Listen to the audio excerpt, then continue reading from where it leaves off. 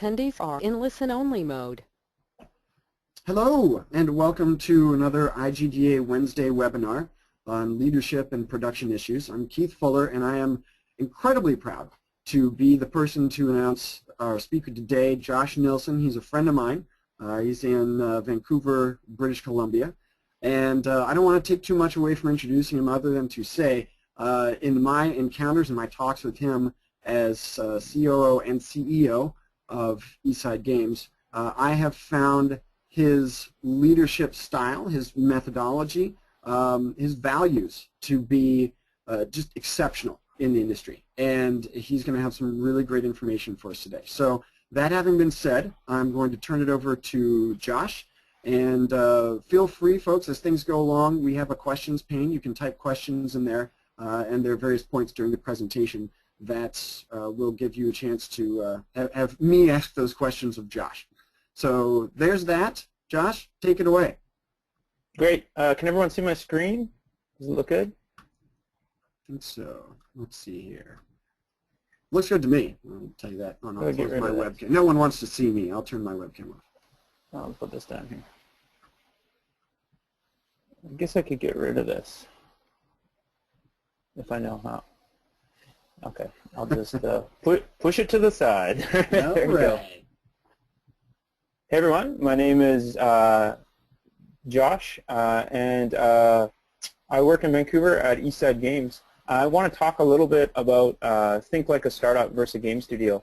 And there's going to be plenty of time for questions because I only have about 20 or 30 minutes to go through some of the stuff that I've discovered. First off, I just want to go into some of my background so you know what you're getting into. I graduated out of Capilano University in 2001, and I've been in the tech industry ever since. I started with a couple of local startups here, a telecom startup called Radiant Communications. I worked at Business Objects right when it became Business Objects, and then later became SAP. And then I moved into the gaming space and worked there for about 3.5 years at Relic, just when it was becoming part of THQ. And why I bring that up, because I think it's really important to see the leadership and the culture of both startups getting acquired and moving into a different culture, as well as working at startups. I then worked at SiteMasher, which was actually founded by gaming veterans from Relic, some co-founders. They started a startup, and that was my first startup I worked at. And since then, I've been working at Eastside Games here in Vancouver. Started as COO, and now I'm the CEO. And I also run parties for indies under the Indie Power brand. So if you go to conferences, you'll probably see our Indie Power parties around, where we just use those to connect indies and get a sponsor to pay for our beer. In addition to that, I'm an advisor at Casual Connect USA and an advisor at Vancouver Film School here. This year I spoke at Casual Connect, VFS, University of Alberta for Replaying Japan, and PAX East and PAX West. So if you were one of the 20 people that attended my talk in PAX East, thank you very much. There's a lot of seats available. Those are the VIP seats. Some of the game projects I worked on, I didn't put all of them, but you could see I worked on, in the AAA space, Company of Heroes Opposing Fronts, which was a standalone game and was on the heels, on a high-budget game, on the heels of one of the most successful RTS games of all time. And then I worked on, as both a assistant producer as well as a project manager on Dawn of War 2. I did a lot of the logistics like QA and managing the website, stuff like that, which wasn't really about the game, but there was a lot of people that I had to report to, do reports to, that sort of stuff. The rest of the projects you see on the screen are all from Eastside Games. Our biggest game is Pot Farm. We also have Pot Farm Grassroots available on Android. The game to the lower left is Mighty Bots, just got nominated for a Canadian Video Game Award of the Year. Hey, Josh, I think we're still looking at your first slide here. We're still looking at Eastside Games IGDA. At least I am. It's not scrolling through. Yeah. Okay, so I think you have to give me the Did to I not pass present. you the baton properly? Yeah. Okay. My error somehow, I'm sure. Hang on. What's going on here? Now it says you're organizer and presenter. Oh, So here. do you, Attendance still on hold. Start broadcast. I did that. Make another attendant. Hey, Tristan, if you're still floating around, I clearly don't know what I'm doing. He's organizer and presenter. I don't want to change presenter. Now viewing Josh's screen. Okay. So You have two Josh, screens on? Josh, do you still have it saying start broadcast? Because we've started broadcast already. Yeah, do you want me to click the start broadcast? I don't think it'll work because it's already going, but you can try. I wonder if it froze. Okay, I That's just clicked it. really weird. Still looks the same to me, which is to say the first, it's not even in presentation mode for your slides. We're just looking at the first What about one. this? Can you see this? There Mm, should be a screen of a bunch of logos now. no dice. I'm suspecting it might have frozen your computer. That happened once with one other Mac presentation, with Brian's actually. Awesome. So what would you like me to do? We can either you can email the slides maybe to Keith really quick, and then he could kind of go through them for you, or we can take a 2-second break, and you could maybe try to get back in. Depends on what you want to do. Let's try the break version. Sure. See if we can kind of reboot the process here. Sorry, everybody, for the technical difficulties. We're going to kind of reboot this presentation and give it another go here. No, I think Tristan, let's just what will pause people- it. Keith, Josh, you'll just want to leave just yourself. Don't close the entire thing down, and join back in. Okay. And then we'll re-promote him to presenter. Yep. Yeah. Okay, cool. Sorry, everybody. Bathroom break. Go. Meanwhile, I will sing for you. Okay, so what do I do here? I leave do I leave the presentation? Yes, but don't end it for all, because that will kick everybody out. Just exit. So how do I just do that? I just click the pause button, or? Actually, I'll just boot you. Okay, cool. Dismiss. 2 or 3 cars pass under the stars, a winding street. Dun, dun, dun, dun. Keith, be quiet. Okay.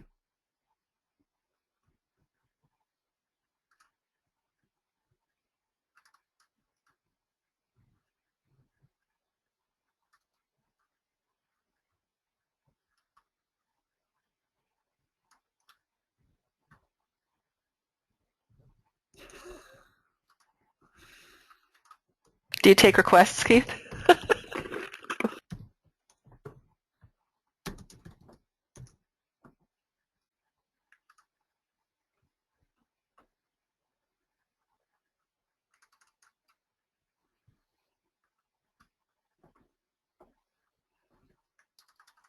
All right, Josh is coming back in. We'll see.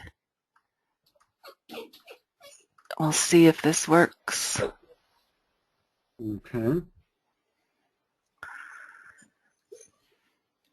All right, so he's presenter again. We're looking at his screen. Should be on a screen of all game projects I worked on. It is. Great. Yeah. Now we're going through the slides. Okay, great. All right, so Seems we're like going to this is quickly exactly- rewind to 10 minutes ago and go, Josh. This is exactly like a startup. This is exactly like a pitch, except for when you're doing a pitch, then you just lose that time. All right, we'll pick up where. So these are some of the game projects I've worked on. I think the most important thing on this slide is, as you can see, there's a dragging up a variety of mobile and social games. The biggest thing that I wanted to point out here is we also are one of the only game studios through our own Swill and Spill that I'll talk about a little bit later, which is where our team members can pitch any idea we want. We're one of the first game studios, I think, that in the same year launched a social game, a mobile game, and a board game. And I wouldn't recommend that for anyone, actually. But it was a great experience to see people just championing and thinking outside of the box and working on their own to do that. The other thing I always mention is we're really proud of the 20-plus games that we published on iOS, Android, and Facebook, and also Open Web. Also some other probably platforms in there that have since gone away that failed. These aren't prototypes. These are actually games that launched that just didn't make enough revenue or didn't get enough audience, so we ended up sunsetting them. And I think a lot of learning can be done in that when you're like a startup, you're constantly pivoting to try to figure things out. You're constantly building new games based on existing technologies and engines. The other thing that I'm obsessed with is I really think culture ties in really closely with leadership and how you interact with people. So I like to actually visit, instead of just cultures that I really admire, I like to really try to figure out a way that I can visit the offices. I hang around with lots of leads of these offices because, or of these companies, because I go to conventions and whatnot, but I think it's really important to connect with some of the cultures that you feel you want to aspire to become. So these are some of the offices: Massive Damage, Yukon Games, both out of Toronto. Obviously Supercell. I went to Helsinki and visited their office there, and also visited their office in San Francisco. I Thinking Ape here in Vancouver, and Pixel Games in San Francisco, and also in Paris. Pocket Gems, and of course Facebook. And I put Facebook on there because Facebook, I think, is a great example of a culture and leadership style that really has that what we're looking for at Eastside Games, which is, even though they've grown, they're still innovative, they're still a very hacker culture, and they think like a startup where people are constantly pushing boundaries. You don't really have to ask for permission to do stuff, and it's more of a fail faster. So some quick background on Eastside Games. We're founded in 2009. We have about 8.5 million now unique players across all of our games. On platform alone, we just hit 1.3 million likes on Facebook. We're bootstrapped and profitable, so we don't need publishers, which is a big advantage. And we pride ourselves on the slow and spill. So we build games that our teams pitch rather than management saying top down, you're going to work on these games. And the studio grew from 8 to 50, and that was last year. And I strongly recommend do not grow from 8 to 50 in 1 year. It's crazy. And I would never do that again. But we did this by, I think, maintaining our culture. But it did put a real big stretch on culture and on management as well. So the biggest thing in this kind of new world where we have hybrids of think like a startup and also game studio, traditional game studios, I think one of the biggest things with game studios and bigger companies I worked at is people are really not people don't know exactly what their company stands for. And I'm a strong believer of it might not be the right way, but the way we've always done it is just being completely transparent with the team members that are going to build games and go on this adventure with us together.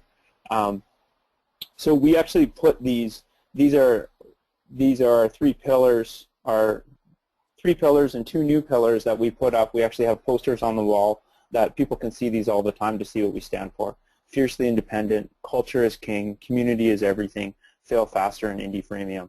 So these are things that are, I strongly believe actually taking that, and I'll talk a little bit more about that later, but taking the time to make a poster or even write it on a whiteboard and leave it on the wall all the time, this is what you believe in, then people will actually know this is kind of the core pillars of your game. If somebody doesn't agree with these core pillars that we always ask when we hire somebody, or as people work for us for a while, if they no longer believe in these things, then they're probably not a right culture fit. And at that point, it doesn't really matter if they're the most talented developer or artist. If they don't believe in all these things, then it's probably not going to work out for them at Eastside Games. Can I? So our culture is, yeah, go ahead. Josh, as I am wont to do. So you made mention a little bit ago of transparency. Right, and I think that word gets bandied around a lot. Oh yeah, we're really transparent with our people. When you say you're transparent at Eastside, what does that mean? I have some other slides I'm going to show about that, but I think it means that we don't hide anything. So everything's open. Nobody sits in an office. Our metrics are up on the wall for everyone to see. Financials for every project are disclosed. Deadlines and missed deadlines are disclosed. When people get hired, it's celebrated. When people get dismissed, it's discussed openly and without secrecy.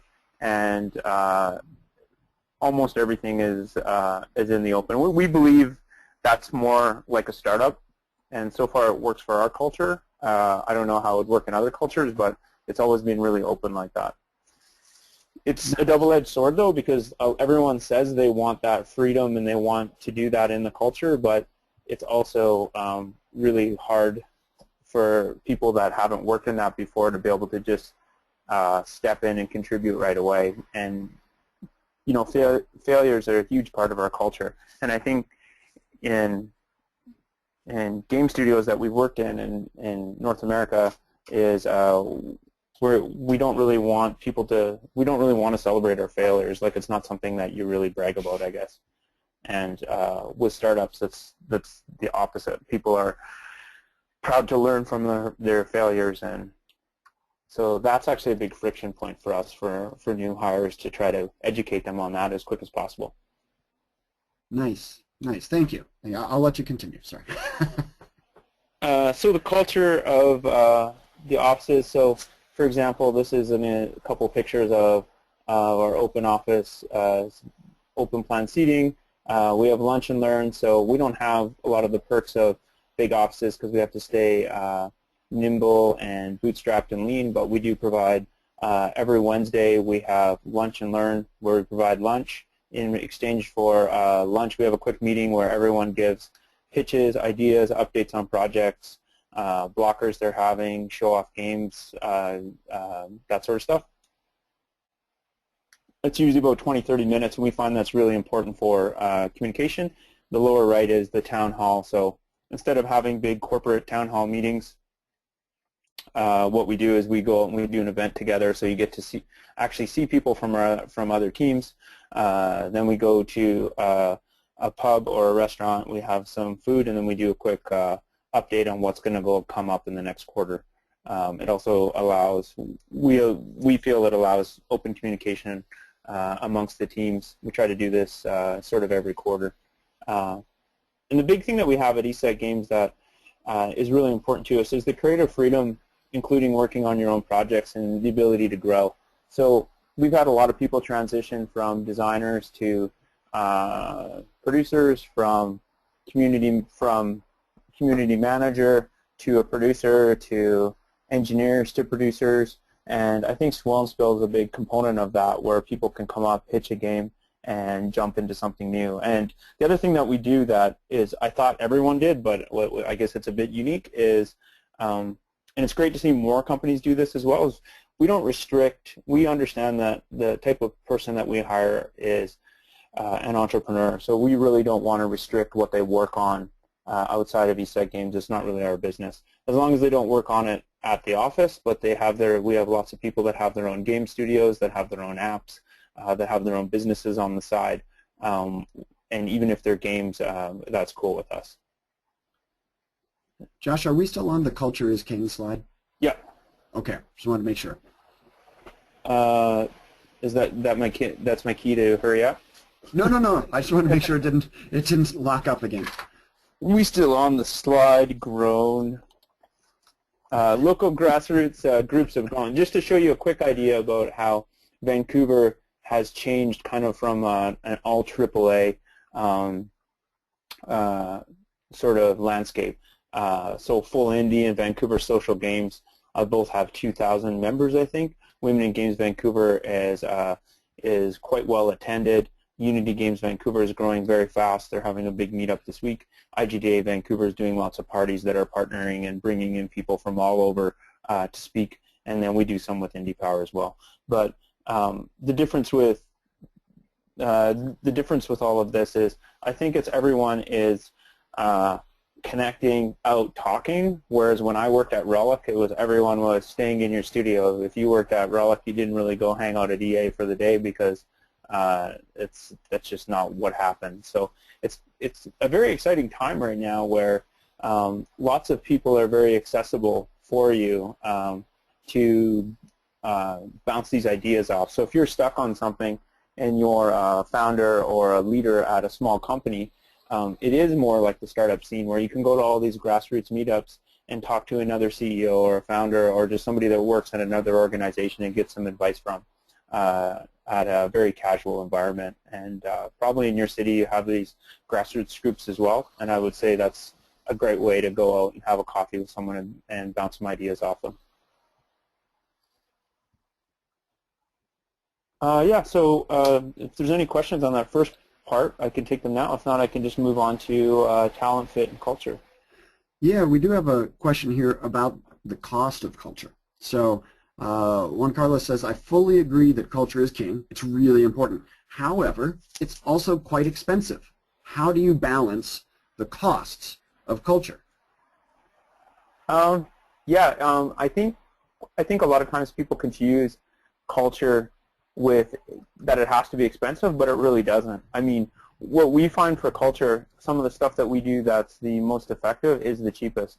So one of the things we did at the game studio is we didn't have enough meeting rooms, so we just went and we have a budget to go buy a coffee card for, one of the local coffee chains, and then you could go and have a coffee there. And what I found what was really good is I try to pair up the leads or even force myself to grab a coffee in the morning with a new person or a person that's not in your team to talk over some ideas or to figure out what the pulse of, what their blockers are, what's going on, that sort of stuff. So that's a cheap thing you could do. Having a weekly meeting that, even if you're a studio of 5 or 6, having a weekly meeting where a lead stands up and gives an update, or everyone on the team stands up and gives an update, that doesn't cost you anything. You can add food in there, and that does cost money, but I think a lot of stuff doesn't have to cost money. That's an excellent response. We've got another question here from Rob. He says, with the growth of the number of virtual offices, how would you suggest to develop culture in those? So I don't really have a lot of experience with that, because with Eastside Games, the biggest thing with our team is we want everyone in the office, because we work a very intense workday, but part of our culture is not doing crunch and just hiring people responsible enough to work on it. Maybe they work from home. But we do have a really talented and senior artist that lives in Saskatchewan, which is like in the middle of Canada. It's like in those middle states in the middle of the U.S. That's like hey, careful, in the middle of nowhere. Whoa! So it's actually in a different time zone. I think the time zone in prairies change. Sometimes it's 2 hours ahead, sometimes it's 3 hours ahead, and so that is a little bit of a challenge. But what I would say is make sure you're using, make sure as a lead you just don't pick the tools that you want to communicate with, but let the teams pick the tools to communicate with. So maybe you decide to do something other than maybe Slack is one that I hear a lot of people use. Or another thing is you should try to make an effort, if possible, to meet up in person sort of once per year. So that's what we do. The guy from Saskatchewan comes down twice per year, and then other than that, still is not omitted from anything in our culture. So he just does call-ins, or he's on Skype, or he's chatting with other people outside of his lead all the time. But it definitely is a challenge.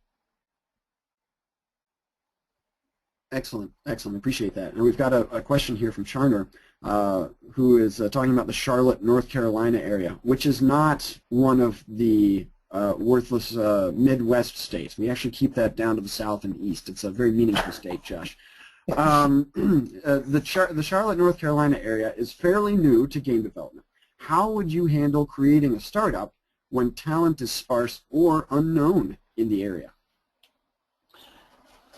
Yeah, so that's a really good question. What we actually did, so one of the things that's unique about Eastside Games is we actually stopped recruiting. So we recruit 2 ways. We recruit indie games through indies, and so what I would suggest is look in nearby areas to see if there's any sort of indie game jams, or host an indie game jam of yourself to connect with those people. And the other thing is just connect with local startups.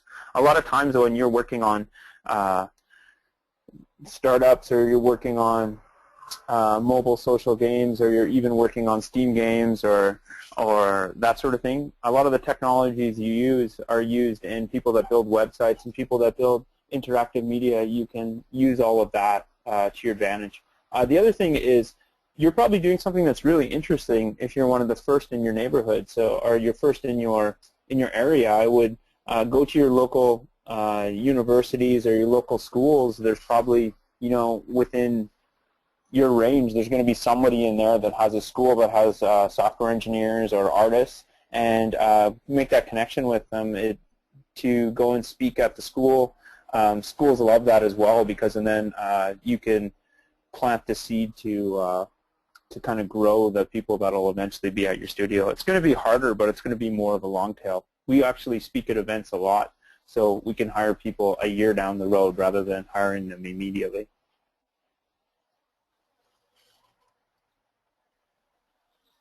Cool, thanks. Those are all the questions we have queued up for now. We'll have a few other moments later on to talk, but we can go ahead and talk about talent some more now. Sure. So with talent fit, I want to talk about this first. So this is Jeff Weiner from LinkedIn. The 3 qualities of people I enjoy working with, and he just had the 2 circles first in the Venn diagram, the dream big and get shit done, and then he added the 3rd one, know how to have fun. And when I saw this, I was like, oh man, I'm totally going to rip this off for ESET Games, because for us it's really all about know how to have fun, even if they are a person that can really get their work done, or they're high quality. If they don't have fun and they're not great to have in the office, then they're not going to be a culture fit for us, just because we want to have, we're spending a lot of time with these people, and we just want to make sure that everyone's having a good time there. And so his quote from that was, I've reached a point in my career where I want to be surrounded by people who not only share a vision, but a genuine commitment to upholding the company's culture's values. They're team players, don't take themselves too seriously, and know how to have fun. And with that, I added the 3rd circle to the Venn diagram. So I'm not saying you have to adopt this, but you should definitely know before you hire, before you go out to look for talent, what are the qualities of people you enjoy working with most. And if you're already working with a couple people that you enjoy with, include them in the conversation and try to figure out what those verticals are to look for that. It's really important to actually visualize it, put it up on a whiteboard on a piece of paper, and just talk about it before you look at any applicants. We actually have a lot of these posters up in the office.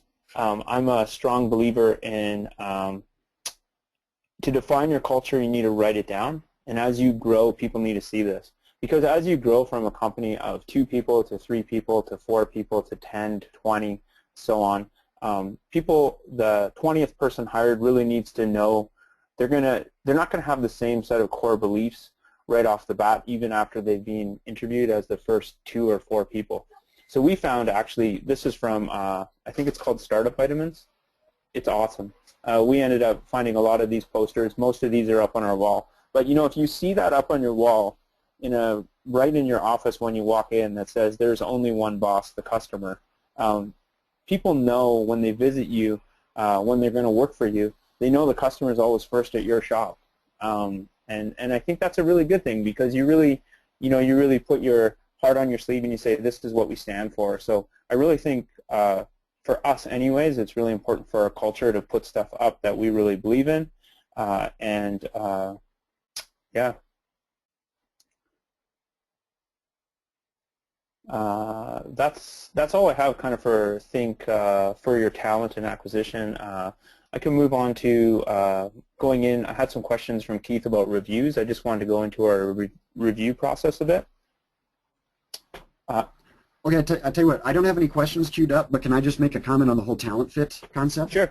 Sure. So Josh thoughtfully allowed me to visit the offices, gosh, a couple of years ago now. And we sat down and we talked about a number of these topics, and one of them was with regards to what do you do when you've hired somebody. Okay, they've been working there for X number of days, weeks, months, and we've come to the conclusion, maybe it wasn't immediately apparent, but we have now realized there isn't a great fit. And, in the past, in jobs I've had and that I've heard about, it's really been, well, you either sit there and suffer through it, or you go get a job yourself elsewhere, hope for the best. Those are kind of the routes that people take. Josh, how different is your activity around the idea of, okay, we've discovered this person isn't a fit? Right. Well, to me, it seems normal, so it's not different. But how we do things is, so I think the most uncomfortable things working for a game studio and thinking startup style and, being a lead or someone that has a say in hiring is when you go to hire somebody and doing that whole hiring interview, that's hard. But the most difficult thing is when you find somebody is not a fit after a while for whatever circumstance, and they have to move on. So, our system isn't perfect by far. We have lots of work to do on it still. But one of the things that we really believe in is we really need to, people are only on loan to us. And when their time comes up, we really want to work with them to move on to their next opportunity. So we have a program that we use to ramp down people if it's not working, figure out how they want to transition on, work with them on the messaging to the team, and figure out how to get them on to their next opportunity. And, a lot of times with people, it's just their time comes up and they're valuable members of the team and they're still doing their job, but maybe the passion for the project passes, as it does with human nature. So maybe they're better suited off at another studio. So it's always good to constantly be meeting, going to these studios, seeing the culture. And we've had, in Vancouver, we've had a couple of people that have swapped offices. And just those new projects, those new cultures, it really revives them. Keep in mind we're talking about, great players on your team that no longer have the drive and passion, or no longer really have the fit with your team. We're not talking about people that don't have the skills to pay the bills. So it sounds like it's much more of a you've kind of got your finger on the pulse of the engagement level of the people. What's the emotional intensity? How invested are they in the team, the people, the projects? And when you see that go down, aside from technical issues are fine, but those kind of engagement issues are the ones that make you start to examine things. Right. Is that safe to say? Okay. Yeah, and I think that's a good segue into reviews, because I think reviews, people are a bit snarky about reviews. They think it's almost like wasting their time. But reviews, we always had this philosophy, but we found that we couldn't really act on it because we weren't doing reviews correctly. And I don't think we still have it nailed, but I do think we're trying, and we're trying to improve. And I think overall in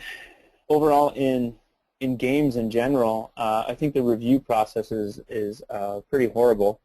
So just trying is a good first start, but I'm excited to hear and see what other people are doing in this area. So for reviews, we do a monthly review, and then you get a quarterly review with either a director or a founder, or maybe a director of another department to just kind of talk to you about other things. And the big thing we want to say, and we stress with our team all the time, is everyone has time to do reviews, because how can you not have time to do reviews? This is your talent that you're talking about. These are your business partners that you're working with, and really every issue they have, we should be talking. And we do have constant communication, but the biggest thing with reviews that we found is you have to write it down. You have to write it down. Seriously, write it down. I actually even took a picture this morning of our one-on-one tracking form and put it in, just because I explain it to people a lot of times, but this was the biggest tool that we put in, where we actually say, you get your meeting assigned to you from HR. You write down the we time it so it can be no longer than 20 minutes. 15 minutes is actually ideal, but 10 minutes of that time has to be from the team member. The supervisor gets 5 minutes to iterate or ask questions, and then you have 5 minutes of follow-up and action items. The biggest thing about a review, though, is a monthly review isn't the time and place for a supervisor to spend 15 minutes telling you what you're doing wrong. What a monthly review is it's 10 minutes for the team member to go over and say, talk about things like what was your biggest challenge, what games are you playing right now, what do you find is the most exciting feature you're getting ready to ship. And we have a cheat sheet of questions that the supervisor can use to get the conversation started, but we really don't want to ask.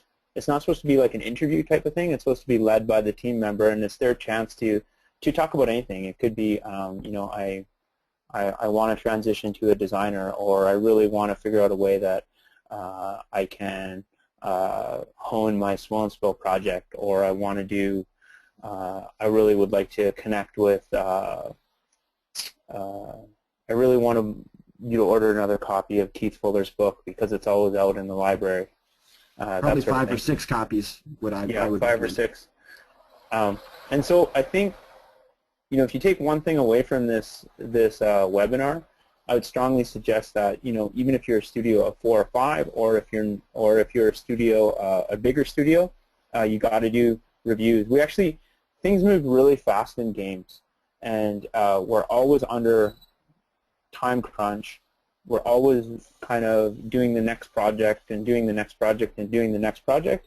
And if you don't write these things down, you'll notice 3 months have passed where every single month, like when you see 3 months have passed and you remember, oh yeah, I remember that junior engineer really wanted to move on to another team and he wanted to work towards being an intermediate software engineer. But if you see 3 months of feedback, actual forms that you could look at that said, wow, I actually looked at all these forms for the last 3 months. We haven't come up with any action items to actually make this happen. If it's not going to happen, we should give them some feedback on it because 3 months is a long time to wait.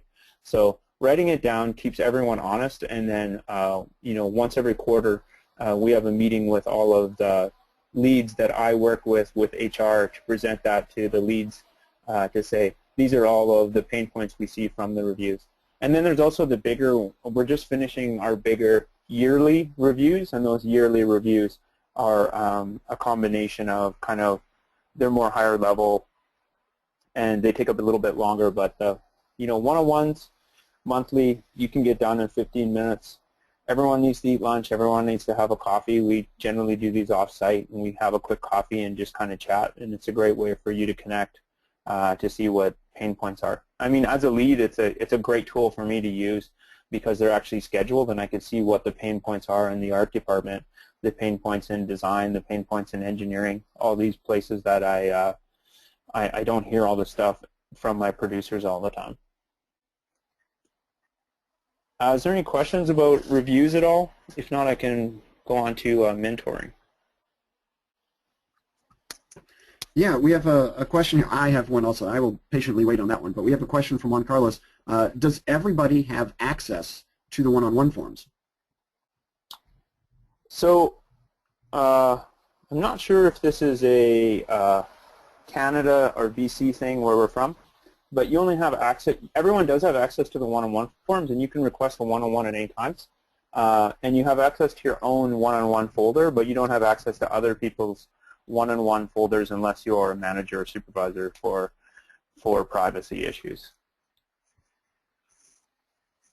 Okay. Now, I guess and you kind of touched on this, the 3 months is a long time to wait, sort of an issue. As soon as we write things down on the one-on-one form, we had the meeting, it was 20 minutes, we finished our coffee, back to work. What's the process for making sure that something happens with that? Aside from, hey, wait, it's been 3 months. So that's a good question. So what we do then is we have somebody else that's in charge of scheduling that follow-up and getting that information to the people involved. So there is, that form is also digital. So what happens is our awesome HR team grabs that, and or our office manager grabs that, schedules a follow-up meeting immediately, a month or 60 days in the future, whenever its deadline is due, with a reminder that says this is when it's due, with the action item right in there, and then that's scheduled for follow-up. So we find that system is actually working pretty well. We also make sure that we also have a weekly sort of leads meeting, and at the leads meeting we talk about any of them that are more pressing. Obviously, if people want to change job positions, we loop in the other people. So if it would be, I want to become a designer, we loop in the designer to work on them for that for the month. But we loop in everyone that needs to be involved, but in the end, it's more startup style, where it falls back on the individual to figure out how to do all that stuff themselves. But it's all regulated through, right now, through an online form through HR. So they can go to HR at any time and say, hey, I need to redefine this goal, or what exactly was due at this time, if they can't get a hold of the lead, because often leads are off doing whatever they do. So you've got the HR and that whole process as a safety net to make sure something happens, but you still put emphasis on, hey, you're the person in the one-on-one, you make sure that something is occurring. Right. Well, we really think it is, this has to do with people relations and HR sort of career development. So it has to fall on HR. They have to be the one driving it and working with them on the giving them the tools required for them to push forward. Nice, nice. We don't have any other questions queued up, so feel free to move on to mentoring as you see fit. Okay.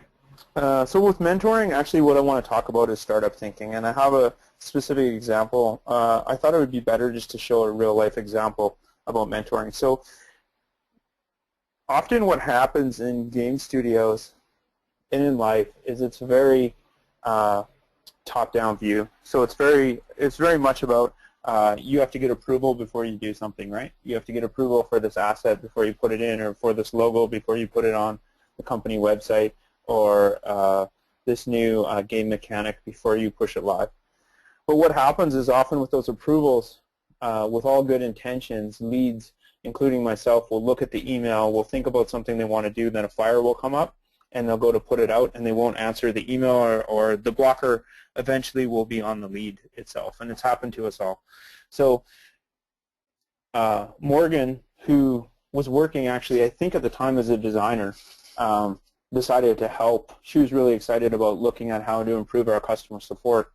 She was working on a bunch of stuff with customer support.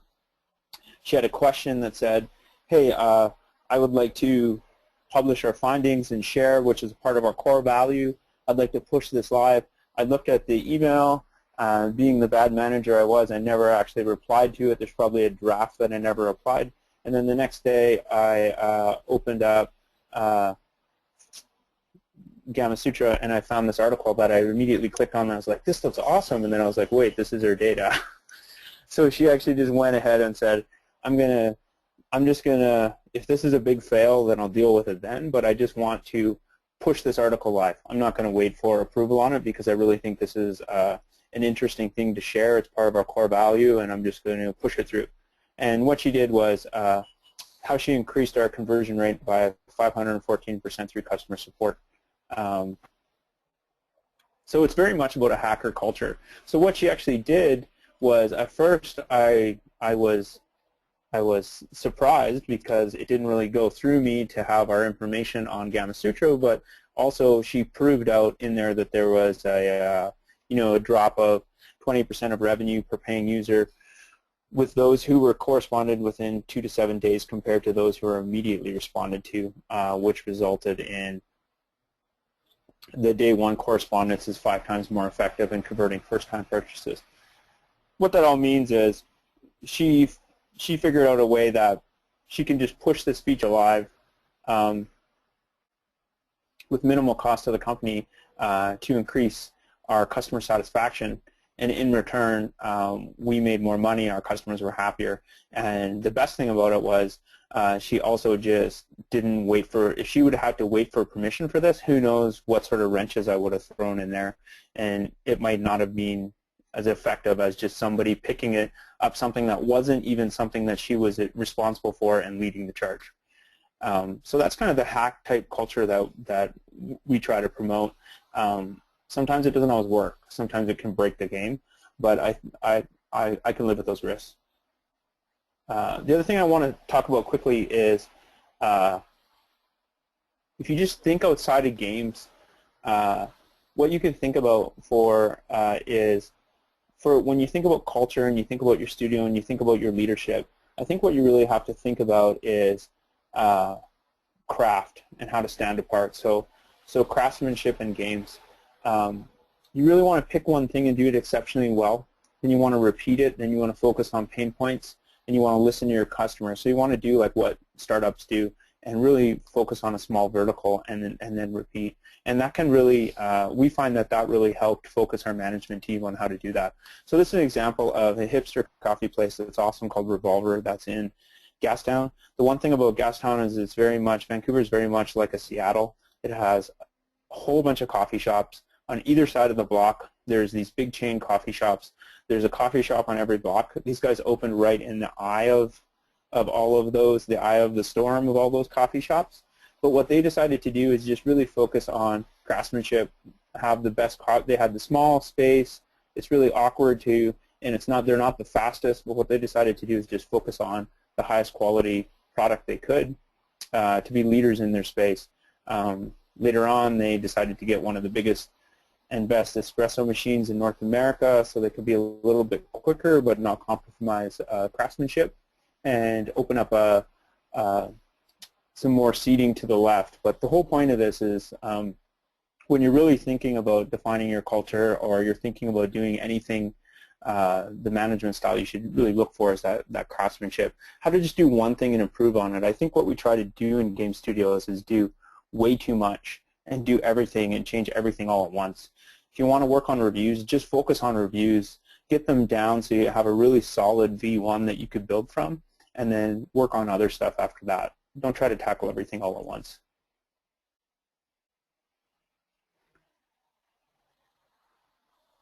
I just want to talk a little bit, as I'm wrapping down here, about our background culture and how we do things a little bit differently. So back to that, we don't really do stuff top-down, is the Eastside Games Swell and Spill. We pivoted to this, not from the start, but we actually added it in our culture about 1.5 years, 2 years ago. And what it is we don't build any games that aren't pitched at the Swell and Spill, which is held sort of every 2 months, every 2 months, including from the founders. So if the founders want to build something, they have to pitch it at Swell and Spill, and they have to get people on board. You have to recruit. It's like a startup style 3-minute pitch. If you win the 3-minute pitch, a bunch of people from Eastside Games will then vote on the pitch. If you get awarded to be one of the 3 or 4 winners, you'll get some time to actually work on between 3 and 5 days to build the prototype. And then from that prototype, you might get a chance to recruit a team and essentially Eastside Games be the publisher of it. So Mighty Box was built this way, Pot Farm Grassroots was built this way, the board game was built this way, and we have a couple more projects that we're kind of in beta or secret mode right now that are also from this. So far it's working pretty well, and people really see this as I think they see this as a big perk at the studio, that you can actually bring your game, pitch it, and then recruit people for your team, whoever you need in order to build this. And we usually start, the prototype teams are usually 2 to 3 people that work on it for that 3 to 5 days, and then after that maybe a couple months. We also believe in visible metrics, including revenue for the studio, available to everyone through our in-house tool and mentor, so everyone could look at it at all times. They could also suggest improvements to it, that sort of thing, and that everyone's a stakeholder. So with all of this, everyone is also really responsible for their actions and what happens with that as well. So that can be a good and bad thing. Final thoughts. I was just talking with another game startup the other day about how we spend so much time and energy, especially in social mobile games, devoted to players. We talk about player retention and player engagement. We talk about, this is an example of player funnel. We measure things with metrics, and we talk about where the player is in the game, but we don't really talk about talent retention, including ourselves. So we were thinking about it yesterday. Eastside Games, I can't really tell you what our day 30 or day 60 and day 180 talent retention is, but maybe that's something we should all think about as studios and as leads. What is our talent retention, and where are the pain points, where are the drop-offs in that funnel, and how can we improve those? I'm sure if we had metrics for this, we could actually dig down and figure things out, because right now I think we deal with a lot of the soft skills, but I think there's actually some data that goes along with that. So I don't have the solution for that, but I thought that was an interesting question that was brought up by a colleague, that we don't really spend it. We spend more time on our players, which makes sense because they're who pays the bills, but sometimes we don't spend enough time on talent, and maybe we should spend more time on talent. Now, the biggest takeaways, think like a startup and move fast. I would say move fast on non-culture fits. Do reviews and write them down, and do these reviews monthly. Regardless if you do a slow and spill or a pitch or anything, make sure you involve your entire team in projects. Those people that are maybe junior or new to the company, they're bringing in fresh ideas, and if they stay with you for years like they have at Eastside Games, they're going to be your next leads or your next senior people that their opinions should be really important, especially if they have a passion in those projects. And there's no silver bullet, so every culture is different. Adapt, try lots of things, fail lots, think about talent retention, and the biggest thing is connect with other devs and share. So I think we have a lot of work that we have to do at Eastside Games, but I think what we've done well is we've really connected in the community, and I'm always interested in sharing information with people and figuring out how they're doing stuff, because you don't need to solve everything yourself. There's probably people that have done a good V1 that you could work from. And I think what we do as leads sometimes at game studios is we take our game design that we do that's exceptional and amazing but very complex, and we try to put that towards management problems that don't need to be that complex. Here's some recommended readings that I don't know about the middle book, but but I got a signed one, so it's very special to me. And here's some other things that I read. If you have any questions, I'll take them. I make all of our team that starts reads these 3 books. All of my managers read the In-N-Out Burger book. It's amazing. It's a really easy read. It's really amazing to see something like In-N-Out Burger that has retained its quality and its brand, even though they've gone through the most exceptional turmoil in that family and maintained, and you'll never realize that by going into a store. So they just have a really good management foundation.